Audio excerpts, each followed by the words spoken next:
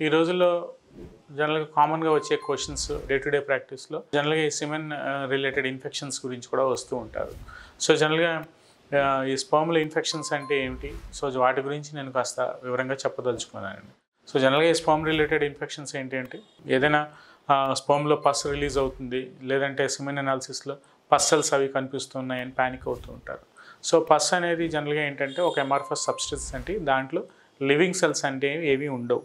So, జనరల్‌గా పస్ ఉంది అంటే ఏదైనా ఏరియాలో అది మూత్రాశయం ద్వారం దగ్గర కానీ, లేదంటే ప్రాస్టేట్ దగ్గర కానీ, లేదంటే సిమెనల్ వెసికల్స్ దగ్గర కానీ ఒక ఇన్ఫ్లమేషన్ లేదంటే ఒక ఇన్ఫెక్షన్ అనేది ఏదైనా ఉంది అనేది మనం ఎవాల్యుయేట్ చేసుకోవాల్సిన అవసరం ఎంతైనా ఉంటుందండి. సో, జనరల్‌గా చాలామంది అడుగుతూ ఉంటారు. సో, జనరల్‌గా స్పెర్మ్‌లో పస్ వస్తుందండి ఏంటో స్పెర్మ్‌లో గ్రీనిష్ కలర్ డిశ్చార్జ్ వస్తుంది అండి అని.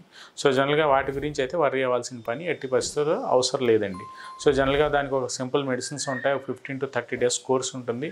అది ఇన్ఫ్లమేషనా లేదంటే ఇన్ఫెక్షనా అనేది చూసుకుని డబ్ల్యూబీసీ కౌంట్ అంటే తెల్ల రక్త కణాలు సంఖ్య ఎలా ఉంది అనేది చూసుకుని దాన్ని బట్టి మనం ట్రీట్మెంట్ ఇచ్చుకుంటే జనరల్‌గా ఈ స్పెర్మ్‌లో ఇన్ఫెక్షన్స్ అంటే సిమెన్ రిలేటెడ్ ఇన్ఫెక్షన్స్ ఏమున్నాయో అన్నీ వాటిని మన హోమియోపతి మెడిసిన్ ద్వారా మనం ట్రీట్మెంట్ ఇచ్చుకోవచ్చండి.